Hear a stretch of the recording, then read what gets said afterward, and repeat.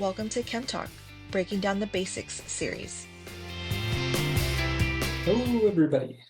My name is Julian, and today we will be going over Dalton's law of partial pressures.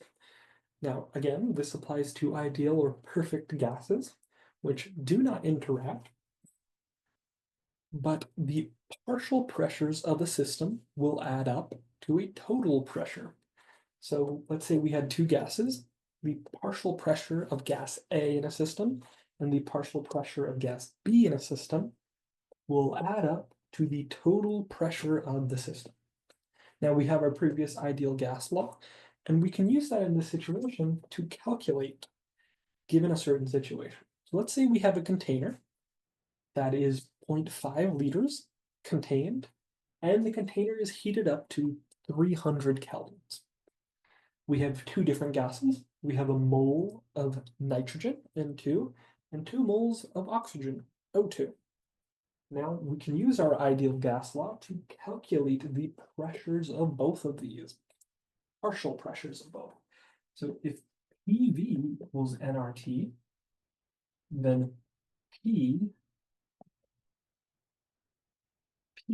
equals nRT over V. And the same thing over here. So P1, P2, nRT over V. So now we can plug and chug.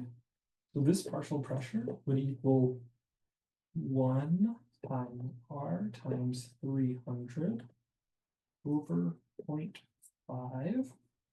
And this one over here would equal 2 times R times 300 divided by 0.5. So now this partial pressure would end up being, we put all that together, 600 R. Now I'm not putting in R because that's this number right here. Can't do that in my head. You'd need a calculator. So then this is P2, all right? P2 will be double that, so it'll be 1200 R. And now you can add these two partial pressures together. And so you'll be left with a total pressure of 600 R plus 1200 R, or 1800 R.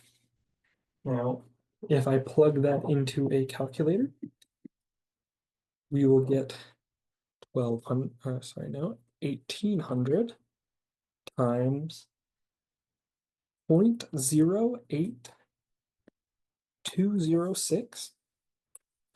So we will get a partial pressure, total pressure of 147.708. But we have to remember our sig figs. As of right now, our lowest number of sig figs is 1. So our total pressure with sig figs would be 100.